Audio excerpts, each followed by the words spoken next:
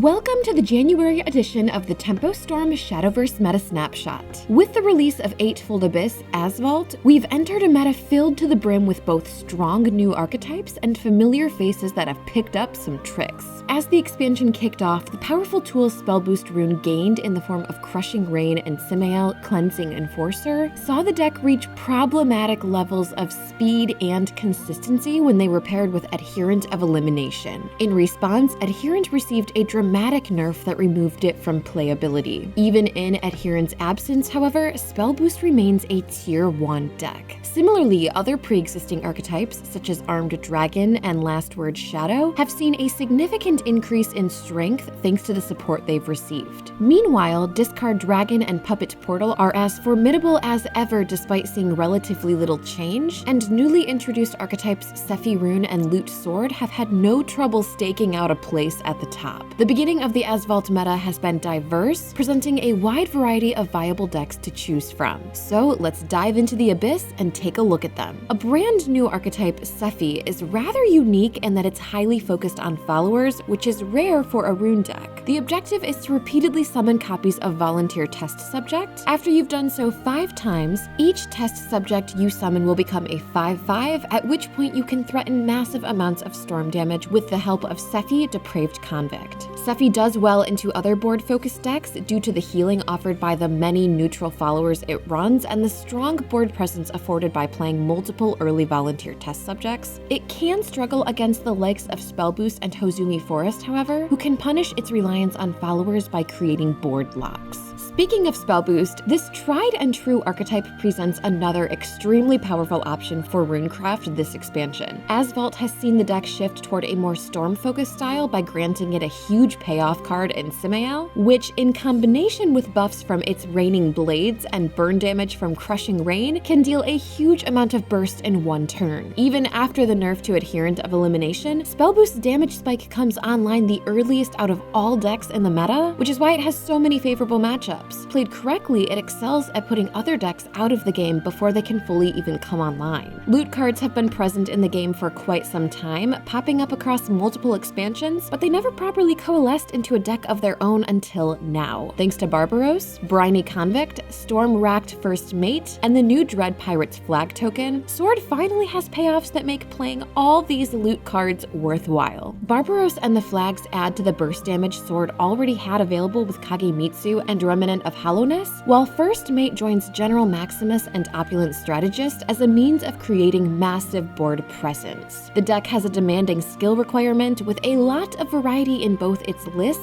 and the lines it can take in-game, but in the right hands, it can be immensely strong. This expansion has seen Armed Dragon receive enough support to become relevant, and now it takes its place as one of the most aggressive decks in the meta. The deck centers around the additional effects that armed followers gain when 4 of them have previously left play, and unlike most dragon decks, it eschews ramp cards for early tempo and aggression. Chip the opponent down with your early followers, then look to finish them off with Leviathan Dragon, Blast Form, or Fort Darkwing Ruler. Armed can contest Spellboost quite well due to its speed, but as an aggro deck, it will stumble against decks like Sephi, which pack a lot of sustain. While almost non-existent in the previous expansion, Azvaldt has seen Last Word Shadow return to the meta. The deck's game plan is still somewhat similar to its previous iterations, aiming to get 10 Last Words cards destroyed and then create big tempo swings, this time using its new playoff cards, Istendet, Soul Convict, and Abyssal Kernel. As is typical for mid-range Shadow, deck lists have shown a lot of variety, and a definitive list has yet to be settled on. While we have it placed in Tier 2 for the moment, Last Words could rise to Tier 1 depending on how the meta shapes up. Either way, Shadowcraft apologists should rejoice, as it's looking like we have yet another flexible and consistent Shadow deck to rely upon. This time around, Sephi Rune is our chief recommendation for several reasons. Not only is it a top-tier deck, but it has a low skill floor while boasting a relatively high skill ceiling, making it both easy to pick up and satisfying to master in the long term. Plus, since it's an entirely new archetype, all of its core cards will be in rotation for a long time to come. Alternatively, Armed Dragon is a solid option for ladder, especially as its aggression and simple thoughtful decision-making make it easy to grind out a lot of games. Loot Sword is a fine pick if you're up for a challenge. The deck is very difficult to play correctly, but can truly shine with a good pilot, so it's perhaps the most rewarding option for those who want to test, improve, and show off their skills. Furthermore, many of its key cards will rotate out in 3 months, so if you have any interest in the archetype, we recommend experiencing it now while you can. Now that the nerfs to Spellboost have brought it in line with the other Tier 1 decks, we don't expect to see another patch anytime this month, save perhaps a surprise buff to struggling classes Blood, Forest, and Haven to put them in a better spot. Meta-wise, we predict Spellboost and Sephi will battle it out for the title of top dog, and as the meta swings between them, whichever decks target the more dominant rune archetype should also see a rise in play. The new year has left us spoiled for choices in terms of powerful decks. As mentioned, a few classes are doing poorly, but overall this meta has presented us with many more worthwhile options at once than most of the 2022's metas had. With the amount of diversity present, now is the best time to try new things. Experiment with classes and decks you haven't played before. As always, our professional players will be writing guides for this expansion's meta decks, so keep an eye on the Shadowverse section of our website to learn how to master each of these new archetypes. See you all in next month's edition of the Tempo Storm Shadowverse Meta Snapshot.